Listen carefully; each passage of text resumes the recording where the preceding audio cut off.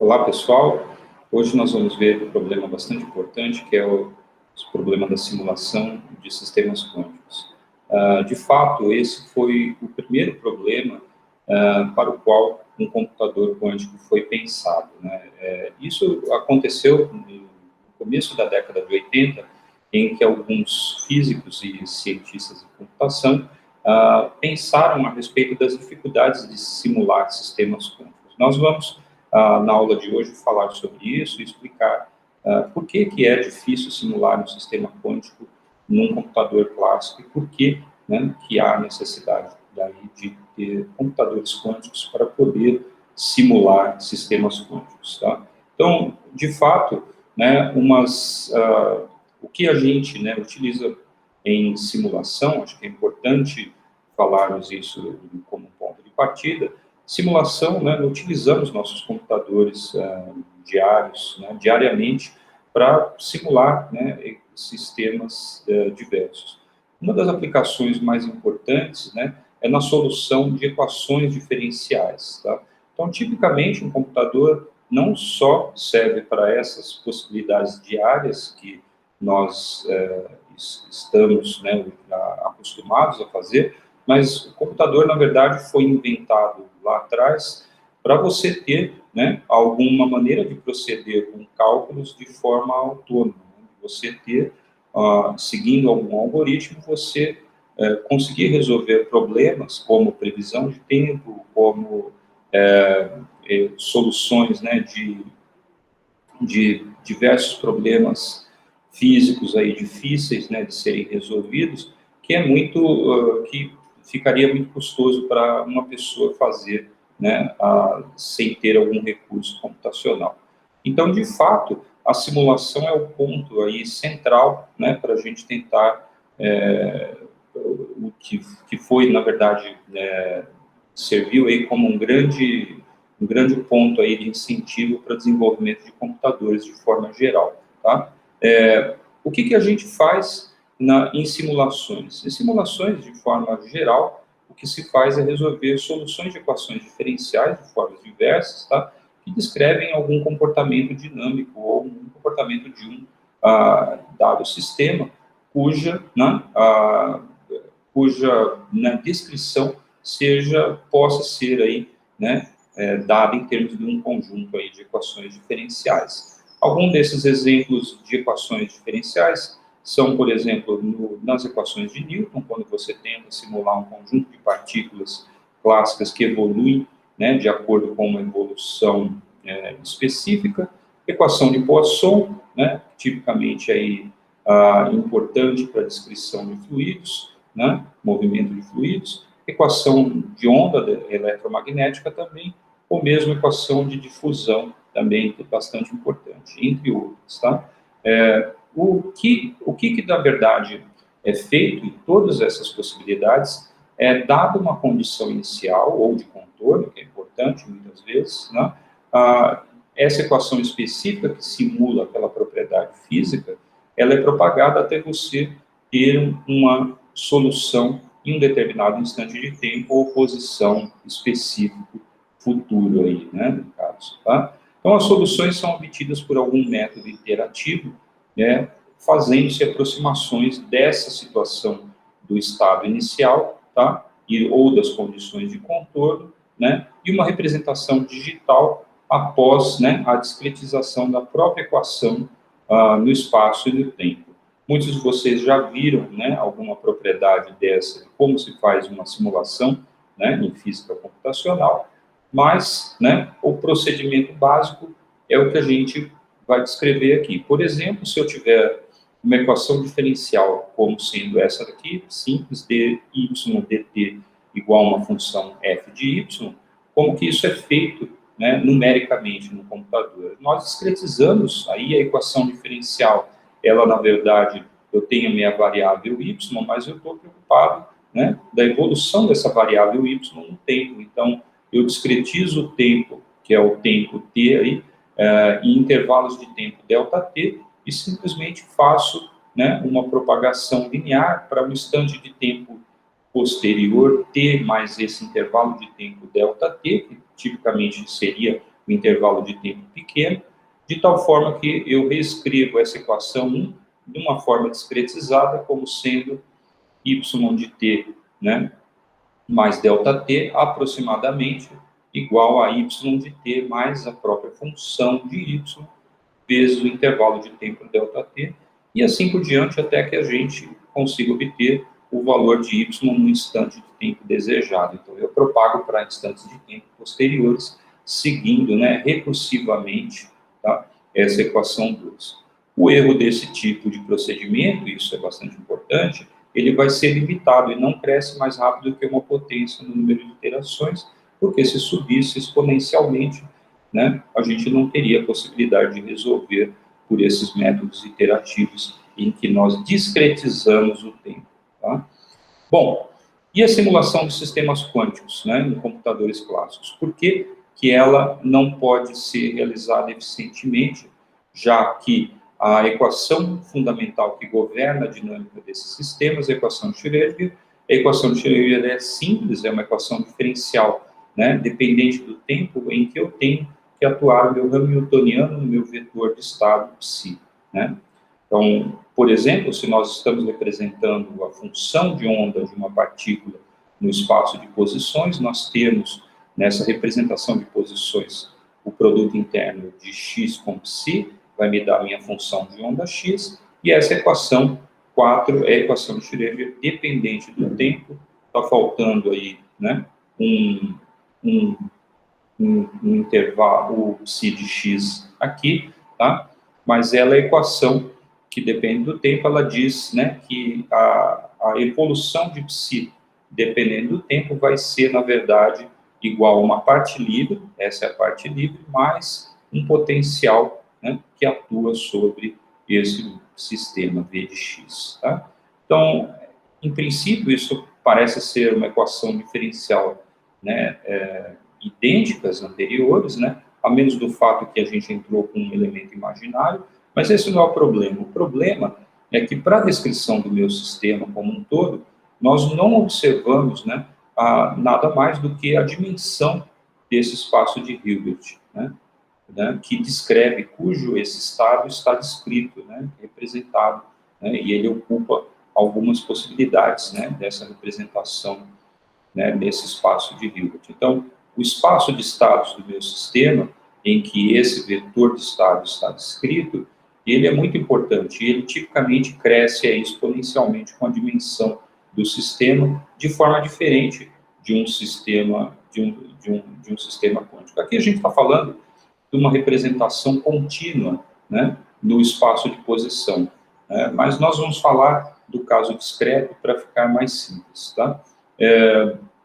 Então, dessa forma, né, como eu disse, onde que está o problema, já que a gente conseguiu, né, conseguiria, em princípio, propagar essa solução de alguma forma por um método numérico, né, obtendo uma solução aproximada num tempo t posterior, da mesma maneira que nós fizemos. Então, onde que está o problema, né? Então, o problema é esse aqui, né, que o número de equações diferenciais que vão ser resolvidas, equações acopladas entre os diversos elementos, né, desse espaço de Hilbert, né, do vetor que descrito no espaço de Hilbert, elas vão ser equações acopladas, e ela cresce exponencialmente com o número, com a dimensão, né, do próprio espaço de Hilbert. Tá? Então, se eu tenho, por exemplo, um sistema descrito num espaço de Hilbert bidimensional, ou seja, em um qubit, e se ele for para qualquer Hamiltoniano, né, isso que é importante, o número de equações que nós vamos ter é 2, essas equações são equações acopladas, né, tipicamente, porque descrevem, né, dependendo do nosso potencial, há uma transição entre os estados 0 e 1, né, e 1 e 0, reciprocamente, tá bem? Então, se tivermos aí um sistema de n bits quânticos, o número de equações a serem resolvidas vai ser igual a 2, né, a dimensão de cada qubit elevado a n. Tá? Então, só para a gente comparar como que isso fica se você fizer uma comparação, né, em termos com sistemas quânticos. Tá? Então, e clássicos, né? Então, uma dinâmica, por exemplo, clássica de 500 partículas clássicas, existe um método que é chamado método de dinâmica molecular, que faz exatamente isso, né? Então, por exemplo, 500, ele resolve as equações de Hamilton para esse sistema, né? Simplesmente uma evolução, e você consegue fazer simulações fantásticas de propriedades físicas de materiais, físicas e termodinâmicas de forma geral. Então, se eu tenho 500 partículas, eu vou agora comparar com uma situação em que eu tenho uma equação de Schrödinger para 500 qubits, agora que tem esse espaço de Hilbert bidimensional cada um deles. Então, no caso de partículas clássicas, elas são descritas num espaço tridimensional, eu tenho x, y e z, né? Mas eu tenho também, né, eu tenho que, né, no espaço de fase, eu tenho que descrever não só as posições, como também os momentos, né? Então, portanto, para cada partícula eu tenho 6, né, possíveis aí variáveis, né? E quando você multiplica isso pelo número de partículas, no caso 500, a gente vai ter 3.000 equações diferenciais a serem resolvidas, simplesmente. Então, agora, se a gente parte para os qubits, tentando descrever a dinâmica, né, que é importante, nós vamos ter 2 elevado a n, ou seja, né, 2 elevado a 500, isso vai dar 3,3 aproximadamente, vezes 10 a 150 equações diferenciais acopladas a serem resolvidas. Isso faz, né, que qualquer computador que você estiver utilizando, mesmo os mais avançados aí, ele, né, você rapidamente atinge as possibilidades, né, de ele simular esse sistema. E daí a impossibilidade de você simular eficientemente, né? Eficientemente é uma palavra importante, a gente pode tentar simular, mas eficientemente nós, né, não conseguimos. Então, né, a menos que você se utilize, né, de algum método específico que utiliza propriedades de simetria do sistema ou algum método aproximativo, né, você não consegue resolver esses sistemas de equações, tá? Existem vários métodos de simulação, né, desde Monte Carlo quântico, desde método funcional densidade, amplamente utilizado pelo pessoal, né, em química quântica para simular propriedades moleculares e de compostos, né? Mas esses métodos, eles têm a sua peculiaridade, eles não estão, né, necessariamente interessados em descrever o estado como um todo do sistema. O estado é muito importante, porque o estado é toda a informação que você pode ter do seu sistema. A partir do estado, você calcula qualquer momento, qualquer propriedade física observável, né? Correlações, você calcula todas as propriedades. Esses métodos em particular, eles têm as suas limitações, obviamente, são bastante poderosos, em particular o método funcional densidade é um método muito importante que obtém, né, o estado fundamental de um sistema aí, de partículas, mas veja só, você obtém o estado fundamental, propriedades relacionadas ao estado fundamental, e muitas vezes não descreve como um todo. É conhecido, por exemplo, que se você tiver um sistema fortemente correlacionado que desenvolve emaranhamento, esse sistema não vai ser bem descrito pelo funcional densidade se você usa o que é conhecido como método de aproximação localizada, né, que tipicamente é utilizado para fazer, né, um desenvolvimento mais simples. Então, ou seja, né, não vou entrar, né, eu não sou totalmente especialista em todas essas variedades aí de simulações, né, mas a gente tem limitações por ela, né. Então, lá na década, né, de 80, já se preocupava com isso, principalmente, né, o físico que mais importante que começou essa discussão foi o Richard Feynman.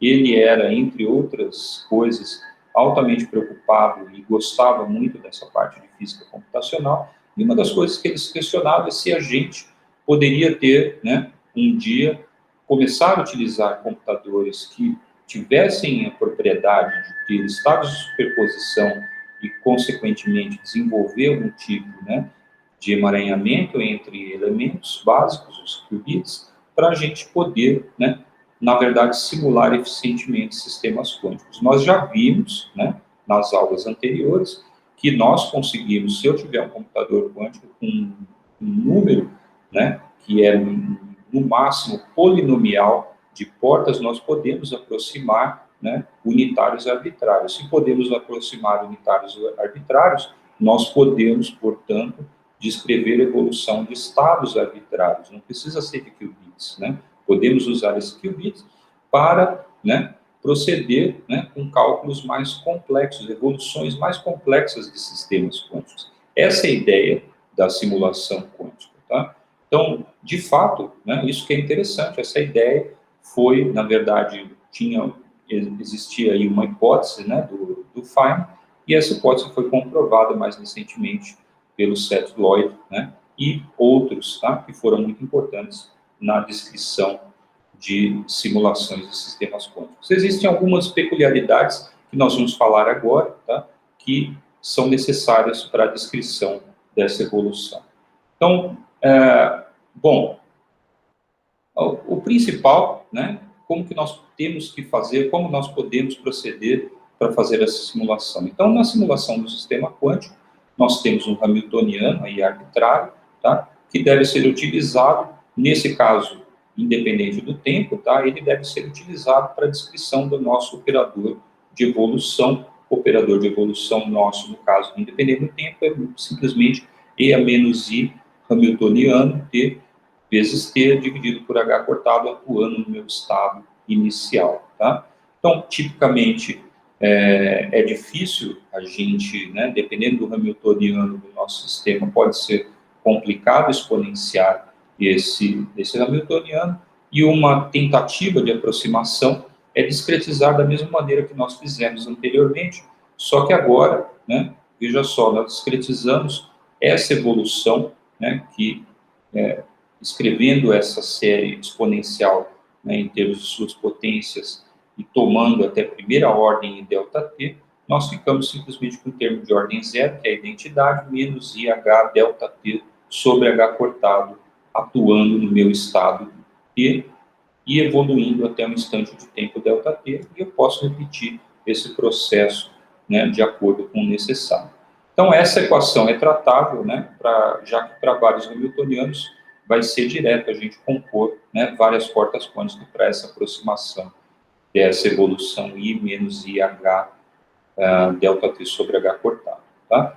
Mas, tipicamente, essas soluções de primeira ordem não são satisfatórias. Então, existe um outro método que é interessante para a gente utilizar para tentar descrever, tá? Então, tipicamente, se você tentar descrever para um hamiltoniano arbitrário, uma das coisas que é observada é que há uma complexidade bastante grande também na simulação, né? Mas, felizmente, a gente consegue ter um conjunto de possíveis hamiltonianos que são, né, tratáveis mais facilmente, né, em termos de simulação. Então, o primeiro dele, né, que é mais importante, é conhecido como hamiltonianos locais. Hamiltonianos locais é aquele em que, se eu tiver um hamiltoniano num espaço n-dimensional, né, ou seja, n partículas, né, então eu tenho os hamiltonianos das energias livres de cada uma dessas partículas, mais as possíveis interações entre todas elas,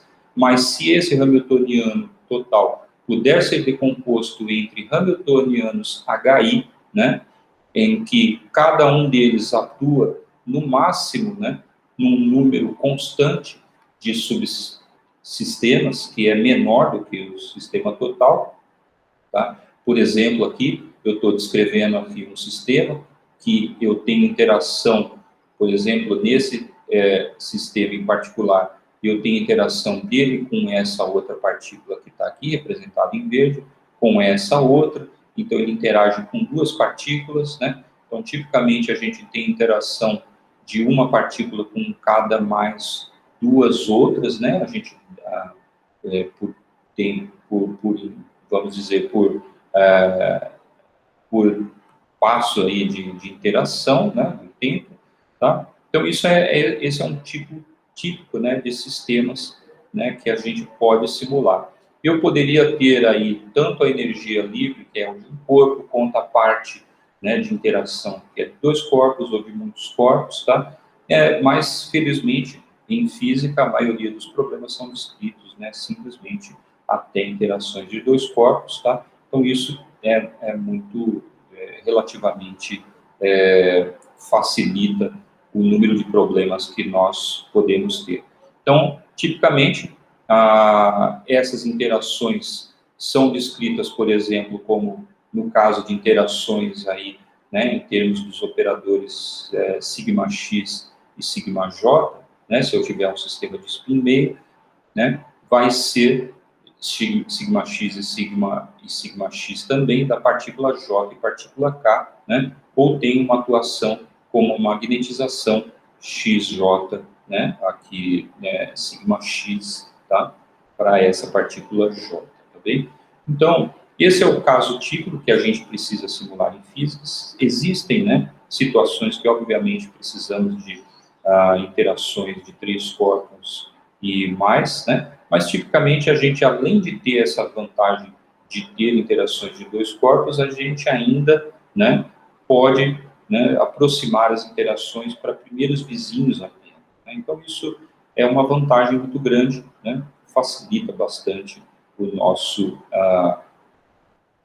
trabalho. Para falar a verdade, né, existiram alguns avanços que estendem essa ideia de hamiltonianos locais, né, para o que são chamados matrizes hamiltonianos esparsos, tá? Então, hamiltonianos locais, se você observar, escrever esse hamiltoniano como uma grande matriz, você vai observar que as interações, né, providas por esses HI, vai popular apenas, né, algumas possíveis correlações, né, alguns termos fora de diagonal, né, nessa representação geral aí desses hamiltonianos, tá? Isso significa que existem vários elementos dessa matriz que representa esse hamiltoniano numa dada base, né, que são nulos, ou seja, né, exatamente é isso que esse hamiltoniano local está dizendo. Existem vários pontos, por exemplo, aqui, né, nessa representação, né, essa partícula interage só com essa e essa diretamente, ela não está interagindo com essa, tá? Então, a interação entre elas vai ser populada com zero, obviamente, né, que a interação é nula, tá? Então, essas matrizes, né, são matrizes que tipicamente têm um monte de zeros e alguns elementos não nulos, que são justamente representando as interações que são chamadas locais. Locais, né, porque a ideia nasceu com essa ideia de você ter interação entre os próximos vizinhos, mas, né, isso pode ser estendido de forma geral para interações que são representadas por matrizes esparsas, tá? Então, hoje é conhecido, né, se você tiver essas matrizes esparsas escritas dessa forma, né, tá bem? Que você tem hamiltonianos apenas envolvendo um subconjunto aí menor, né, de sistemas, você tem uma simulação eficiente, tá? E como isso é feito, né? Tá? Então, tipicamente, né, qual que é a vantagem agora de eu conseguir decompor esse hamiltoniano, né, em termos de soma de hamiltonianos de subsistemas menores? Bom, aqui que vai ser descrito como a gente tratar. Se eu tivesse a evolução desse hamiltoniano como um todo, né, e esse hamiltoniano, essa evolução unitária temporal, ela pode ser difícil de computar, de fato, como nós vimos, né? Pode ser que aquele hamiltoniano como um todo vai ser difícil de exponenciar e computar. A aproximação de primeira ordem, ela tipicamente não é boa. Então, o que eu tenho que fazer, né? Eu tenho, na verdade, que obter, são facilmente computáveis aqueles para os quais eu tenho, para cada um daqueles hamiltonianos HI que eu tive em minha decomposição, e ele seja, né, fácil de computar, porque ele atua num subconjunto de subsistemas muito menor, né, e, portanto, é mais fácil de ser aproximado aí por circuitos quânticos, já que para aquele sistema como um todo, eu precisava criar um circuito que tinha conexões, em princípio, entre todo mundo, né, mas se ele nem sempre tem todas essas conexões, ou seja, é esparso, né, é decomposto em termos de hamiltonianos locais, o que nós temos é que eu vou ter portas que, né, implementam esse unitário, conectando apenas alguns bits quânticos, e isso vai ser, né, muito mais fácil. Outra propriedade, né, importante é que, tipicamente, esses hamiltonianos não comutam, né? Mesmo que eu tenha subsistemas individuais, se você for comutar, pode ter ali um elemento de um hamiltoniano, né, que também participa no outro hamiltoniano. Então, já faz com que ele não comute. Então, o que se faz? E, tipicamente, portanto, aquela exponencial, né, de IH total, né, vezes o tempo sobre H cortado, ela, né, seria somado, seria escrito em termos da soma desses hamiltonianos locais.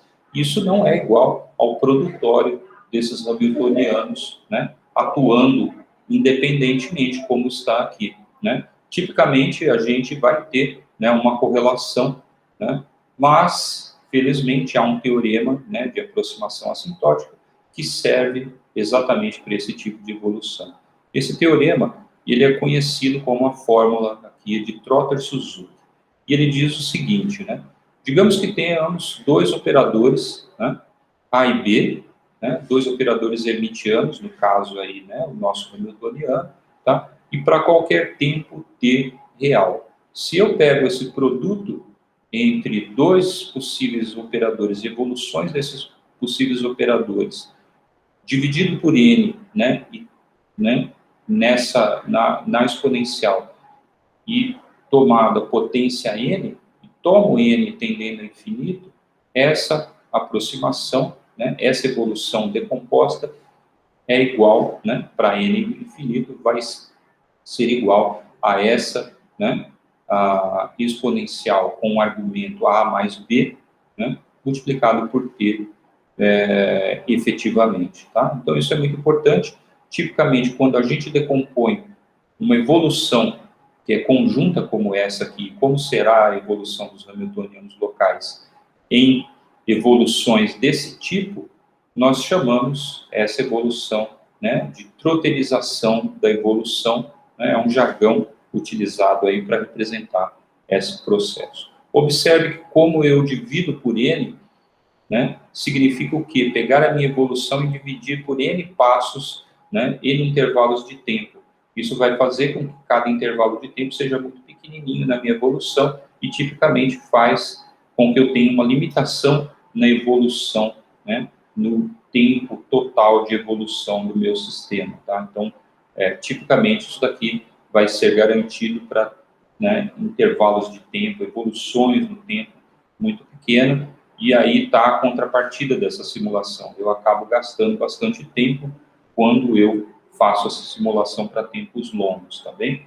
Mas isso não vai ser um problema para a gente aqui, tá bem? Então, como que isso funciona? Então, por definição, nós temos que a nossa exponencial e aí a t sobre n, né, se nós abrirmos essa série de potências da exponencial, né, até potência 1 em t sobre n, né, nós temos os termos de ordem igual ou superior a 1 sobre n ao quadrado, na 9, tá? Então, mantemos esses termos.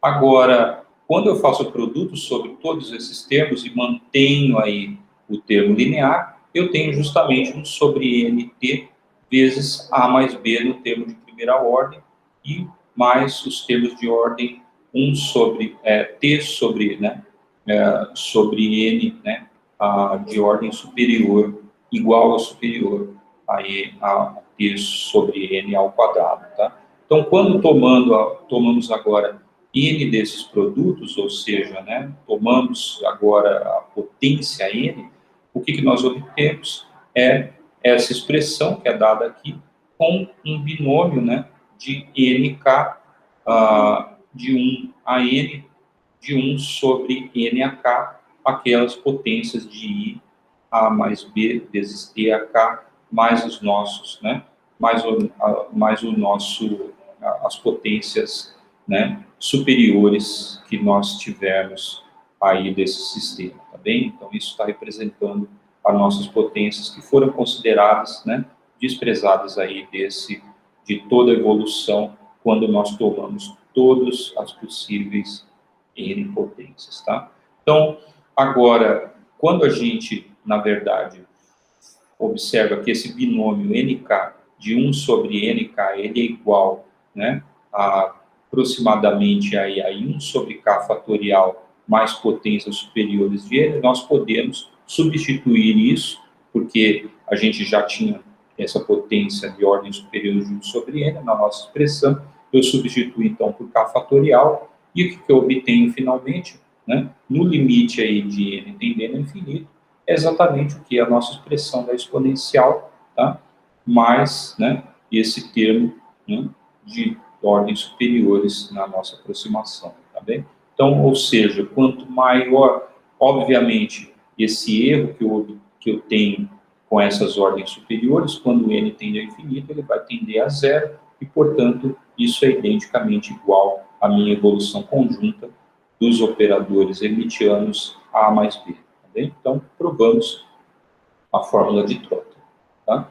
Existem, na verdade, modificações da fórmula de Trotter que permite a gente observar, né, aproximações de ordens superiores que são até mais interessantes para a gente. Essa forma com que a gente estava escrevendo, né, de fato, eu chamei T sobre N explicitamente, mas a gente poderia ter chamado T sobre N de delta T, né, intervalo de tempo. Tá? Então, de fato, o que nós acabamos de fazer não é nada mais do que fazer essa aproximação, né, de Trotter aqui. Trotterizamos para intervalos de tempo ΔT bem pequenos, né? Isso é um intervalo de tempo apenas, tá? Mas existem, por exemplo, outras aproximações de Trotter-Suzuki, por exemplo, a de segunda ordem, em que você substitui essa evolução total, né, por essa daqui, tá? Tá vendo? Que existe uma evolução que eu tenho A atuando duas vezes, tá? E assim por diante, tá? De tal forma que eu tenho termos de ordem superior de ΔT, tá? Que são bastante vantajosos. Tipicamente, essas evoluções são importantes tanto para simulações quânticas e também para problemas de otimização quântica, como nós vamos ver futuramente, tá bem? Bom, voltando, né, agora, finalmente, como que, de fato, funciona esse algoritmo para simulação quântica. Então, primeiramente, nós encontramos uma possibilidade aí desse hamiltoniano ser, né, decomposto em termos de hamiltonianos locais ou hamiltonianos esparsos, né, e atuam, portanto, num sistema que atua num sistema n-dimensional, n maiúsculo, e HI atua somente em um subsistema pequeno que vai ser independente desse número total, ou seja, é um núcleo, né, de subsistemas que permite aí que eficientemente seja implementado no computador quântico. Escolho um estado inicial para a evolução do meu sistema no instante inicial. Escolho também, né, esses são os inputs, tá? Escolho também o tempo total de evolução, né? E mais importante em qualquer processo de simulação é a acuracidade. A acuracidade vai dizer quão próximo, né, da evolução real eu estou satisfeito, né? Isso é muito importante. Nós vimos, por exemplo, que o erro das aproximações, né, ele pode, né, se nós quisermos, com certeza, uma evolução arbitrariamente precisa, né, isso que nós vimos aí na aula passada, né, ele é arbitrariamente complexo, portanto, nós precisamos de um número infinitamente grande, né, de operações para aproximar. Mas se eu tenho uma tolerância, né, eu estou contente com uma aproximação, né, e o que a gente pode ver é que essas aproximações tipicamente são boas, a gente pode, né, trabalhar dentro de uma certa acuracidade. Qual que é a melhor maneira de calcular essa acuracidade? Calculando, né, o que é conhecido como a fidelidade entre o estado evoluído, né, em que você, idealmente, ou seja, aquele em que você evoluiria o seu estado original, inicial, pelo seu hamiltoniano total mesmo, evoluído, né, e, né, feito produto interno com aquele estado, que é o estado de fato evoluído pelo seu computador quântico. Então, esse produto interno, né, se nós tivéssemos a evolução exata, ele daria 1, né, mas como ela, né, é isso que satura essa desigualdade com delta igual a zero, mas como estamos satisfeitos com uma certa tolerância positiva, né, que é essa curacidade. Dentro dessa curacidade, esse número aí, né, vai ser satisfatoriamente, né, a gente determina, né, calibra aí quão satisfeitos nós estamos, né, com essa aproximação. E é isso que acontece tipicamente, né, tipicamente você, né, na redondeza aí de um estado final que você consegue obter, com uma certa tolerância, que é o raio de tolerância, você está feliz, né, com o seu resultado final, né, você não precisa de precisão infinita. Tá? Então, o que nós fazemos, o procedimento, escolhemos uma representação tal que esse estado psi, né, desses n, né, que é polilog de n qubits, ou seja, aproximem, né, nós estamos usando esses n qubits para aproximar esse sistema total, né, não dissemos que é um sistema de qubits, isso é muito importante, nós vimos como, né, conseguimos escrever unitárias arbitrárias, dimensões arbitrárias, como que elas podem ser simuladas por operações de 2 níveis, né, que crescem polinomialmente, né, com o número de qubits necessários, essa vantagem, né, e as operações de 2 níveis são implementadas por operações controladas, né, isso que foi interessante. Então, nós conseguimos simular isso daí eficientemente, né, num computador, né, implementando aí com uma combinação de circuitos quânticos. Selecionamos também o método de aproximação, ou seja, qual fórmula de Trotter a ser implementada, né, e um incremento de T, tal que, se eu implementar esse incremento de T L vezes, né, delta T, eu tenho meu tempo final, né, onde L aí vai ser o número total de possíveis iterações que eu vou precisar, tá? E vou ter um erro aceitável, né, dentro da minha tolerância, tá bem? E construir esse circuito correspondente, tá? Bom, feito isso, o que nós fazemos? Atribuindo o nosso estado inicial, né, para o instante de tempo zero, ou seja, para a iteração zero, né? Posteriormente, nós evoluímos aí no intervalo de tempo aquele estado, né, obtido, tá?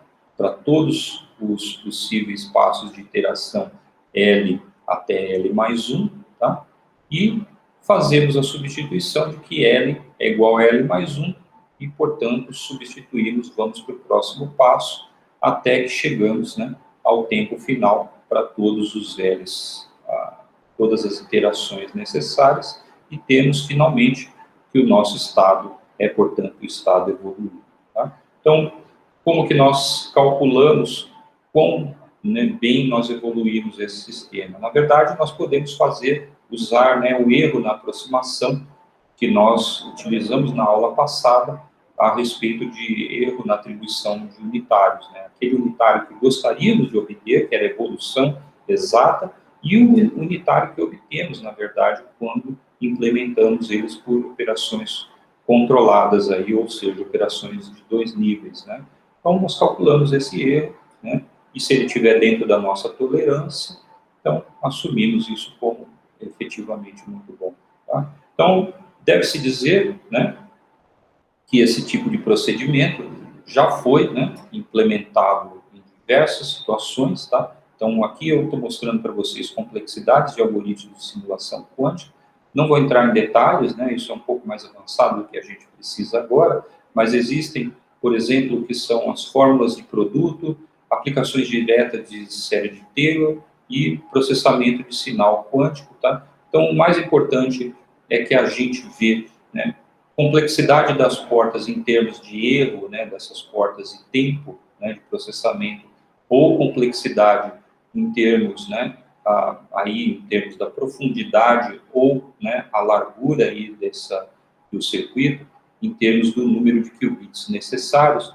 O mais importante para nós, vamos olhar para os números que são piores. O número de qubit aqui, ele cresce, né, com uma potência, né, que nós chamamos de polilog, né? Então, porque tem polinômio, né, de logaritmo, ou polinômio aqui no máximo, aqui, multiplicado aqui, no caso, por logaritmos de n, né? Isso que é mais interessante, tá? Então, portanto, não vai crescer exponencialmente, né, com o número de portas que forem necessários, tá? Bom, esse tipo de simulação é conhecido como simulação universal, que é exatamente como um computador que nós temos, né, clássico.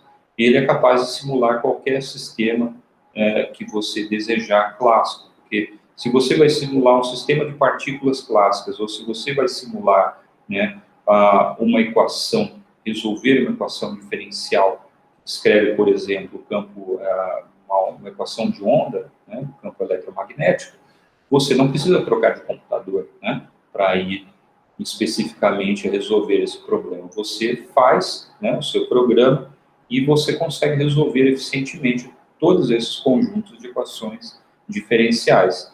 Então, o computador universal quântico é isso exatamente. A gente utiliza um sistema quântico, né, implementado em termos de bits quânticos para simular propriedades de outros sistemas físicos, justamente por onde? Por intermédio da troterização e possibilidade de decomposição de unitários arbitrários em termos de operações, né, de dois níveis, né, unitários de dois níveis, que, por sua vez, são implementadas por intermédio de operações unitárias controladas, como nós vimos nas aulas anteriores, tá? Bom, isso é muito interessante, né? Nós vamos ver mais para frente, como falarmos de implementações específicas, o que foi feito, né, nesse campo, né? Mas existe um outro tipo de simulação também, que é muito importante e deve ser falado, que são as simulações analógicas ou dedicadas, que são aquelas, né, computadores que são utilizados para simular especificamente a propriedade de um sistema físico em outro, ele não faz outro, né? Então, é como exatamente, né, aquele computador dedicado que a gente tinha falado anteriormente, em que ele vai simular uma determinada propriedade, mas eu não consigo simular propriedades de outro sistema, ele consegue simular mais especificamente, né, alguma propriedade, né, um fenômeno quântico, por exemplo, nós conseguimos implementar. Nós vamos ver também na parte de implementação, né, esses são muito importantes e tipicamente mais fáceis de serem, né, obtidos, portanto, a gente tem muito mais resultados experimentais nessa linha, tá? E vai ser importante quando a gente chegar mais para frente em implementações, tá bem? Bom, o que eu queria falar para vocês é só isso, né? E vamos partir, né, agora para outros rumos aí, em termos de computação quântica, e falaremos de algoritmos nas próximas, né, algoritmos específicos nas próximas aulas. Então, por hoje é só. Tchau.